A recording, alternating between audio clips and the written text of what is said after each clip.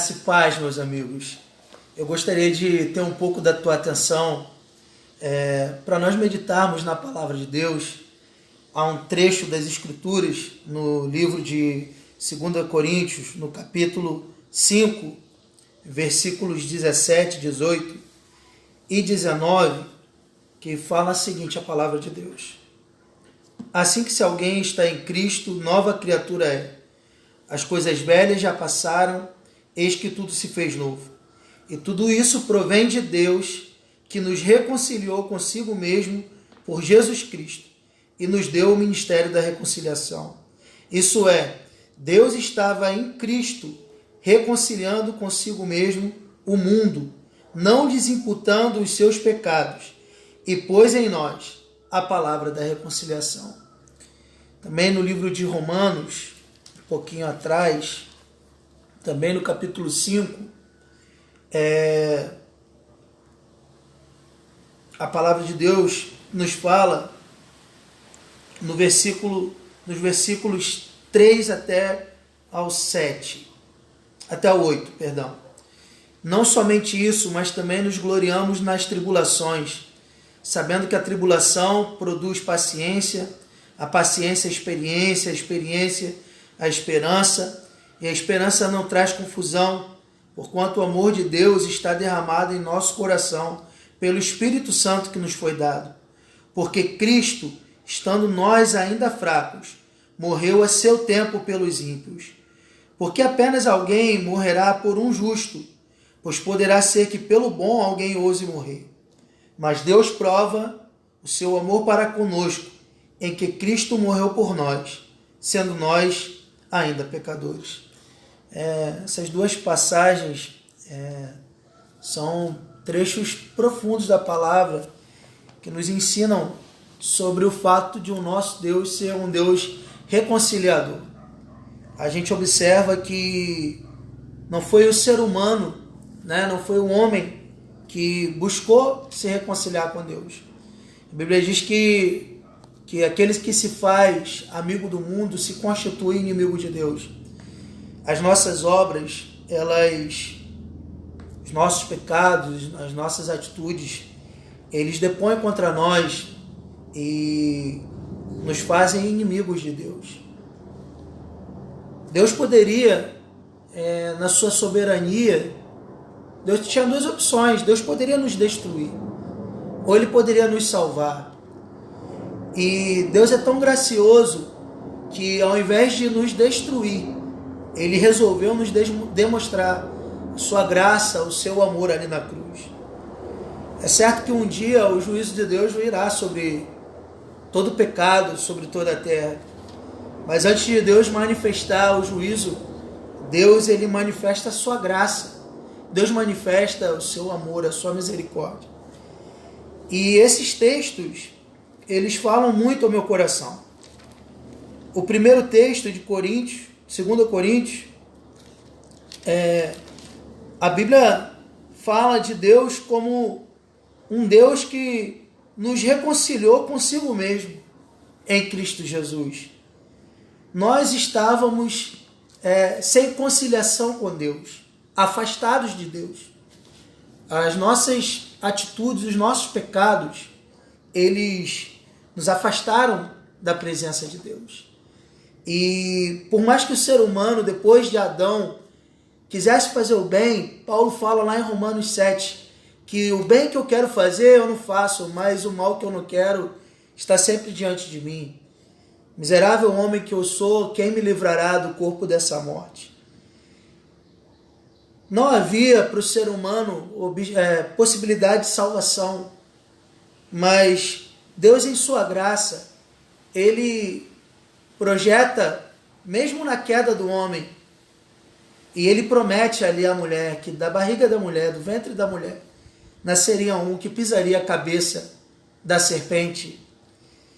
E Deus decidiu, desde o princípio, que ao invés de destruir a raça humana, Ele daria ao homem a possibilidade de se reconciliar. E essa possibilidade vem sendo profetizada, segundo o próprio livro, a carta de Pedro, Primeira epístola de Pedro, no capítulo 1, fala. Os profetas, todos do Antigo Testamento, anunciaram a vinda desse Cristo que morreria em nosso lugar para nos dar essa grande salvação. Os nossos pecados foram cravados ali na cruz do Calvário. Mas o que isso hoje influencia na sua vida? Talvez você esteja dentro da igreja, num ambiente religioso, mas você não está reconciliado com Deus. Os pecados ainda dominam o seu estilo de vida. Você ainda tem uma vida alheia a Deus. Só que esse Deus, ele é o Deus da reconciliação, porque ele é o Deus do relacionamento. Quando Adão caiu e ele se escondeu de Deus, a pergunta de Deus para Adão não foi o que você fez. Mas a pergunta de Deus para Adão foi onde você está? É essa mesma pergunta que Deus te faz nessa tarde. Onde você está? Não importa o que você tenha cometido, o Deus da reconciliação que entregou o seu único filho, e a palavra de Deus diz, para que todo aquele que nele crê não pereça, mas tenha a vida eterna. Ele fala ao teu coração e ele pergunta para você isso. Ele não fala para você o que você fez, mas assim como ele falou para Adão, ele fala para você onde você está. Porque ele está interessado em se reconciliar com você. Ele está interessado em ser seu amigo mais íntimo. Não importa o buraco onde você se meteu, a furada que você enfiou, o vacilo que você deu. Não importa se você está dentro de um ambiente religioso ou se você nunca ouviu falar de Jesus. Quero dizer que Deus morreu por nossa causa. Nós todos somos indignos desse amor de Deus. Porém, somos amados. Nós somos indignos, mas a graça de Deus nos fala todos os dias. Somos indignos, mas somos amados. Não é que Deus está acolhendo os seus pecados e os meus pecados. Ele tem para nós novidade de vida. E o desejo dele é que nós possamos ter um estilo de vida santo, assim como ele nos propôs. Só que isso não vem na base das nossas forças, mas vem da decisão de nos relacionarmos com esse Deus gracioso e respondermos a esse amor. Paulo foi alguém alcançado pela graça de Deus. Ele era um perseguidor da igreja, ele era um judeu religioso, alguém que matava em nome de sua religião. Mas quando ele teve um encontro com Jesus ali em Atos 9, e ele começou a perceber que ele estava perseguindo não apenas aqueles homens, mas ao próprio Cristo. E quando ele percebeu mais do que isso, que ao invés de Cristo rejeitá-lo, ou ao invés de Cristo colocá-lo fora da sua vontade, Cristo o havia escolhido, a despeito dos seus erros, a despeito do seu passado, a despeito das suas más escolhas e da sua ignorância. Como ele mesmo fala, Paulo entende que apesar dele, Deus o escolheu. Apesar de tudo que ele havia feito na sua ignorância, ele entendeu que Deus estava desejoso de se reconciliar com ele. A palavra de Deus diz que as misericórdias do Senhor, lá no livro de Lamentações, a palavra de Deus diz que as misericórdias do Senhor, elas se renovam a cada manhã. Eu não sei quem está ouvindo essa mensagem, mas eu quero te dizer uma coisa. Se você está sendo alvo dessa mensagem, Deus deseja, Deus quer que você saiba que a misericórdia dele se renova sobre a sua vida hoje. Que ele poderia ter escolhido te destruir quando você pecou. Já pensou nisso?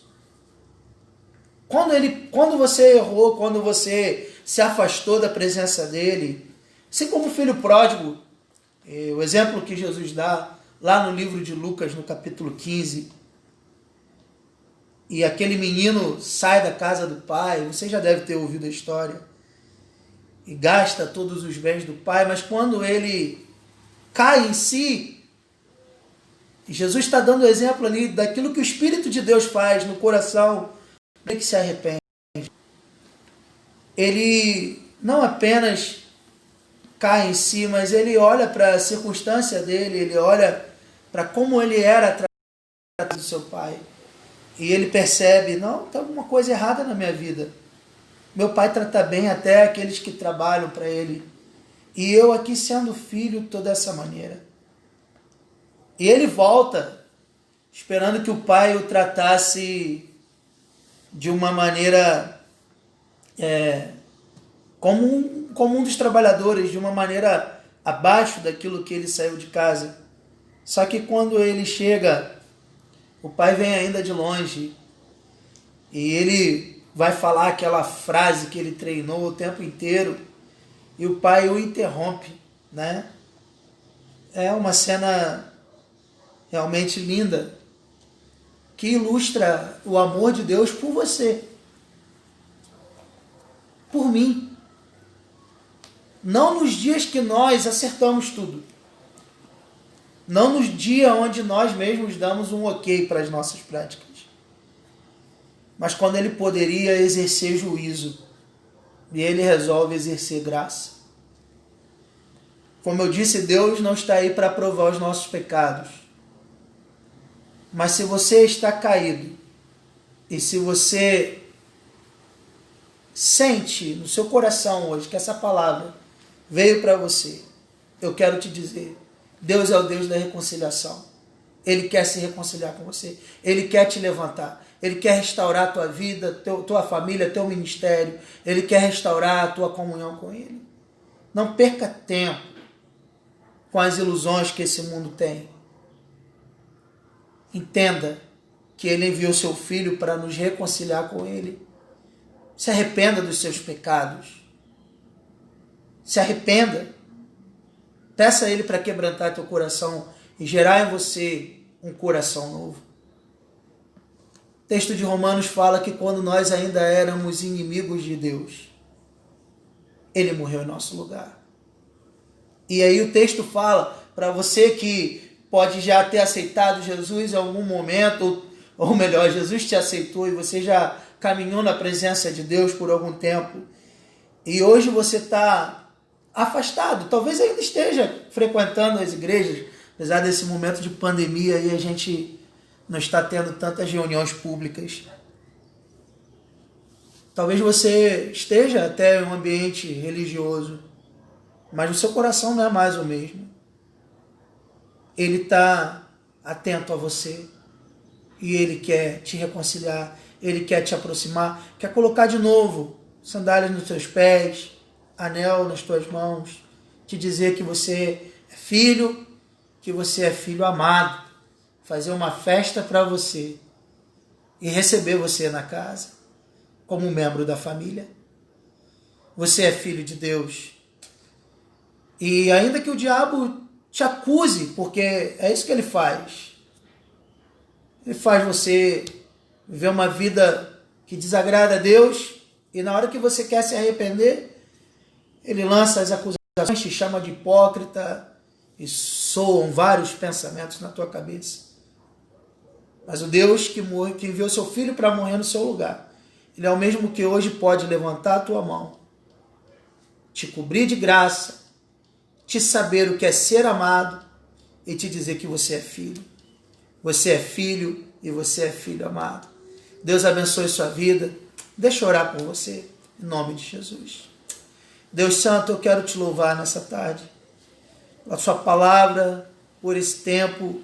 Pedir ao Senhor que leve essa palavra aos corações necessitados.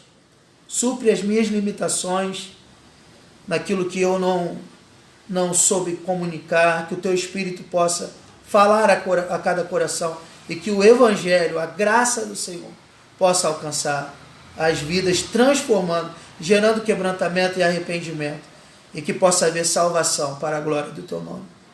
Eu oro em nome de Jesus e te agradeço, Senhor. Amém. Deus abençoe sua vida. Graça e paz.